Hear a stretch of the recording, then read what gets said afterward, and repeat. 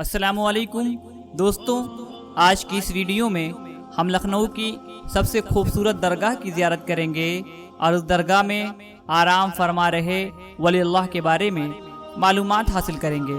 لیکن دوستوں، ویڈیو میں آگے بڑھنے سے پہلے آپ سبھی سے گزارش ہے کہ ویڈیو کو شروع سے آخر تک ضرور دیکھیں اور چینل کو ابھی تک سبسکرائب نہیں کیا تو سبسکرائب کر لیں اور بیل آئیکن کو پریس کر کے آل نوٹیفیکیشن کو ضرور آن کر دیں تاکہ آپ کو ہر طرح کی آنے والی ویڈیو کی نوٹیفیکیشن ملتی رہے۔ دوستوں، حضرت کا نام شیخ محمد رحمۃ اللہ علیہ ہے اور آپ مینا شاہ کے نام سے مشہور و معروف ہیں۔ آپ رحمۃ اللہ علیہ پیدائشی ولی تھے۔ آپ کی پیدائش ملک انڈیا کی ریاست اتر پردیش کے شہر لکھنؤ میں سن 1397 میں ہوئی۔ آپ کے والد کا نام شیخ قطب ہے۔ آپ کے والد شیخ قطب دہلی سے جونپور تشریف لائے اور کچھ دنوں کے بعد قصبہ دلمعو تشریف لے گئے۔ یہاں بھی کچھ دن ٹھہرنے کے بعد لکھنؤ میں رئیس العارفین قدوۃ السالکین حضرت قوام الدین رحمۃ اللہ علیہ کی خدمت میں تشریف لائے اور مرید ہو گئے۔ حضرت قوام الدین رحمۃ اللہ علیہ آپ سے بہت محبت فرماتے تھے اور آپ سے اس قدر لگاؤ رکھتے تھے کہ نماز کی صف میں دونوں حضرات کے درمیان کسی کو مجال کھڑے ہونے کی نہ تھی۔ روایت ہے کہ رئیس العارفین کے ایک صاحبزادے تھے جن کا نام شیخ نظام الدین مینا تھا، جو جوانی کے دور میں سلطان فیروز شاہ کے یہاں نوکری کر کے سلطنت میں اعلیٰ درجہ حاصل کر لیا اور نفسیاتی زندگی خواہشوں میں زندگی بسر کرنے لگے۔ حضرت شیخ قوام الدین علیہ رحمہ درویش صفت انسان تھے، اس لیے آپ کو اپنے بیٹے کا یہ کام پسند نہ آیا۔ ایک دن وہ ناگہاں گھوڑے پر سوار ہو کر ڈھولک بجاتے ہوئے اور ہاتھ میں سائی جھنڈا لے کر رئیس العارفین کی خانقاہ میں آ گئے۔ رئیس العارفین رحمۃ اللہ علیہ نے انہیں دیکھ کر فرمایا، اے نالائق، قوام الدین کا فرس اور یہ گھوڑا۔ ویسے ہی وہ صاحبزادے ایک دن شکار پر گئے اور گھوڑے سے گر کر مر گئے۔ جب یہ خبر رئیس العارفین کی بیوی خاصہ عارفہ نے سنی اور سنا کہ رئیس العارفین نے خود بد دعا دی تھی تو غصہ ہو کر گھر سے باہر تشریف لائیں اور فرمایا کہ اے سانپ، تو نے میرے بیٹے کو ڈف لیا۔ رئیس العارفین نے جواب دیا کہ تیر نشانہ پر لگ چکا ہے، اب کوئی علاج نہ رہا۔ انشاءاللہ حضرت شیخ قطب سے ایک لڑکا پیدا ہوگا جو کہ ہمارے لیے کافی ہے، لوگ مجھ کو اس کے نام سے جانیں گے۔ اور پھر خدا نے آپ رحمۃ اللہ علیہ کی یہ حاجت سن لی اور مخدوم شیخ محمد مینا رحمۃ اللہ علیہ کی ولادت ہوئی۔ کہا جاتا ہے کہ جب آپ رحمۃ اللہ علیہ پیدا ہوئے اور حضرت شیخ قوام الدین کو اس بات کی خبر ہوئی تو آپ نے ہندی زبان میں فرمایا، آؤ مورے مینا۔ اسی وجہ سے آپ کو شیخ مینا اور شاہ مینا کہا جاتا ہے۔ مشہور ہے کہ جب آپ کی پیدائش ہونے والی تھی اور آپ اپنے والدہ کے شکم میں تھے تو شکم سے ذکر و اذکار اور تلاوت قرآن کی آوازیں آیا کرتی تھی اور لوگ کان لگا کر سنا کرتے تھے۔ آپ رحمۃ اللہ علیہ بچپن میں رمضان کے مہینے میں دودھ نہیں پیتے تھے اور جب آپ کی والدہ آپ کو سلا دیتی اور رات کو اٹھ کر دیکھتی تو آپ چارپائی کے نیچے سجدہ کی حالت میں ملتے تھے۔ آپ کی والدہ فرماتی ہیں کہ جس وقت میں بے وضو ہوتی تھی مینا دودھ نہیں پیتے تھے۔ آپ رحمۃ اللہ علیہ سے بچپن ہی سے کرامتوں کا صدور ہونے لگا تھا۔ جب آپ کی عمر 3 سال کی ہوئی تو آپ رحمۃ اللہ علیہ اڑتے ہوئے جس پرندے چریا، گوریا، کوا کو بلاتے تو فوراً چلا آتا اور آپ کے سامنے بیٹھ جاتا۔ جب تک آپ اس کو جانے کو نہیں کہتے نہیں جاتا۔ حضرت شاہ مینا صاحب جب 4 سال 4 ماہ کے ہو گئے تو آپ کو مکتب بھیجا گیا تو استاد نے کہا کہ کہو الف، تو آپ نے بولا الف۔ پھر استاد نے کہا کہو بے، تو آپ نے فرمایا میں نے الف پڑھ لیا، اب بے پڑھنے کی ضرورت نہیں، میری محبت صرف الف یعنی الہی سے ہے۔ پھر آپ نے الف کے ساتھ دوسرے حروف کے اتنے مطلب اور راز بتائے کہ لوگ حیران رہ گئے اور سب کو یقین ہو گیا کہ آپ پیدائشی ولی ہیں۔ آپ رحمۃ اللہ علیہ حضرت قوام الدین علیہ رحمہ کی خدمت میں 7 سال رہے اور تعلیم و تربیت حاصل کر کے اس قدر درجہ کمال کو پہنچے کہ بڑے بڑے علماء کرام آپ سے دینی مسائل کے بارے میں تحقیق کراتے تھے۔ حضرت مخدوم شاہ مینا علیہ رحمہ 12 سال کی عمر میں مقام قطبیت پر فائز ہو گئے۔ ضرورت مند لوگ آپ کی بارگاہ میں حاضر ہوتے اور اپنے لیے دعا تعویذ کراتے۔ ایک مرتبہ ایک حاجت مند آپ کی بارگاہ میں حاضر ہوا اور کہا کہ میرے پیر بیمار ہیں، ان کے لیے دعا فرما دیں۔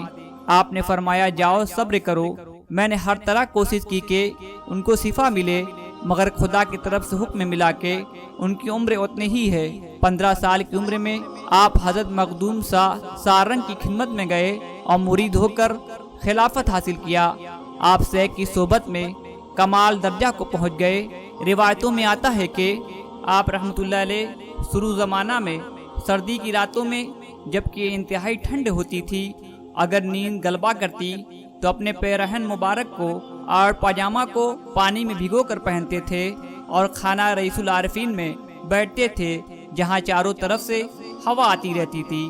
اس طرح ٹھنڈے اور ہوا سے نیند کو دور کرتے، کبھی سر پر ٹوپی بھگو کر پہنتے، کبھی پتھروں کے ٹکڑے جمع کر کے ان کو بچھا کر ان پر بیٹھتے تھے، اسی پر تمام رات اللہ تعالیٰ کی عبادت کرتے رہتے۔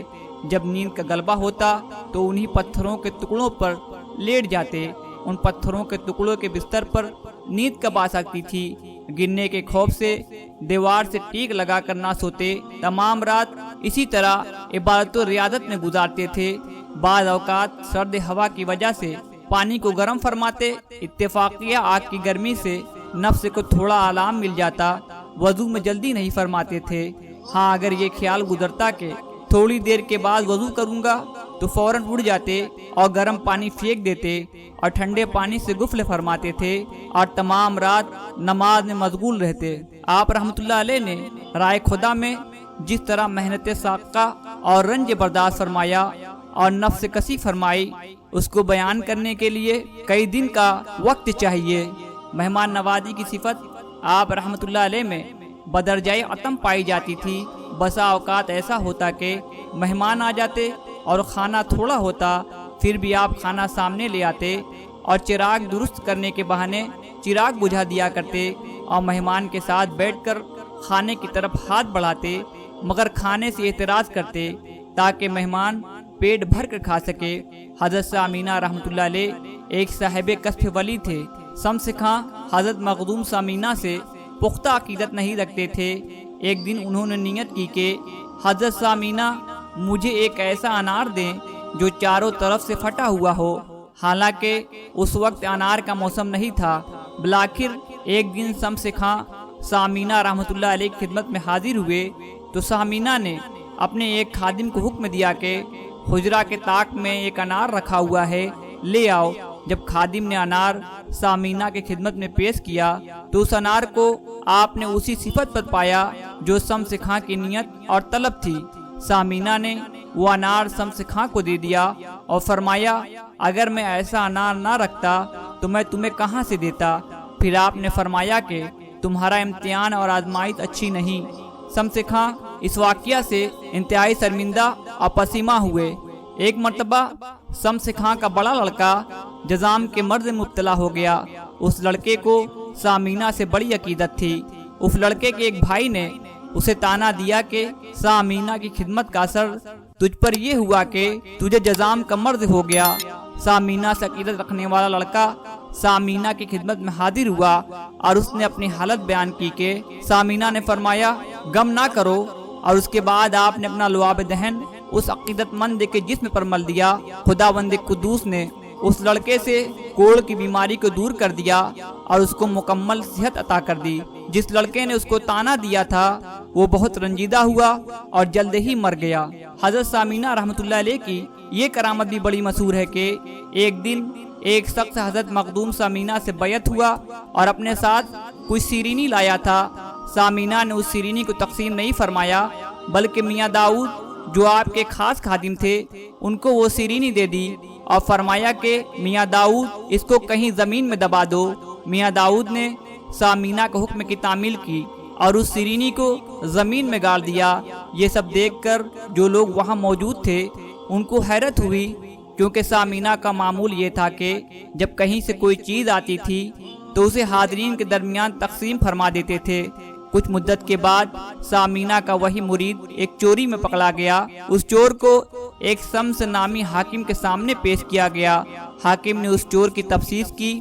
اس نے ایک بال جرم کر لیا کہ میں نے چوری کی ہے۔ اس کے ساتھ ساتھ اس نے بتایا کہ میں حضرت مخدوم سامینہ کا مرید بھی ہوں۔ حاکم کو اس پر تعجب ہوا کہ حضرت مخدوم سامینہ کا مرید ہوتے ہوئے اس نے چوری کیسے کی۔ مزید معلومات کے لیے اس حاکم نے اس چور کو حضرت مخدوم سامینہ کی خدمت میں حاضر کیا۔ سامینہ نے جب یہ واقعہ سنا تو اس چور سے فرمایا کہ کل تم نے جو مٹھائی پیش کی تھی وہ میاں داؤد کے پاس محفوظ ہے۔ اس کے بعد میاں داؤد کو سامینہ نے حکم دیا کہ وہ سیرینی لے آؤ۔ میاں داؤد نے جب سیرینی سامینہ کی خدمت میں حاضر کی تو آپ نے اس چور سے فرمایا آؤ بھائی اپنی مٹھائی لے جاؤ اور ہماری ٹوپی ہمیں واپس دے جاؤ۔ اس پر وہ چور بہت شرمندہ ہوا اور اصرار کرنے لگا کہ اب میں نے توبہ کر لی ہے، اب کبھی بھی چوری نہ کروں گا۔ بالآخر اس شخص نے بعد میں اپنی زندگی سنوار لی۔ حضرت سامینہ رحمۃ اللہ علیہ کا وصال 23 صفر المظفر ہجری 884 کو ہوا۔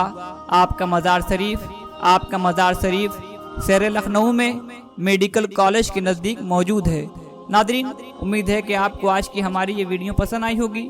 ویڈیو پسند آئے تو اسے زیادہ سے زیادہ شیئر کریں اور اسے لائک بھی کریں۔ پھر ملیں گے ایک نئی ویڈیو کے ساتھ۔ السلام علیکم ورحمۃ اللہ وبرکاتہ۔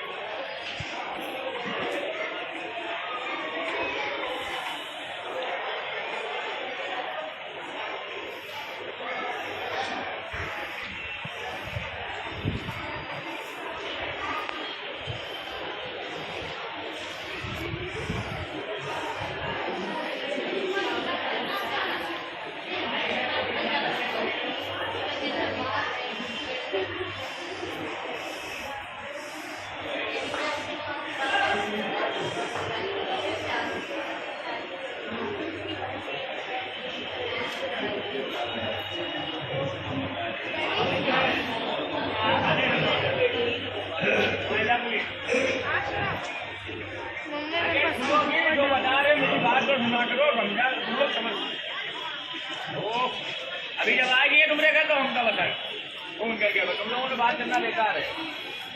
چلو نا پانی کی طرح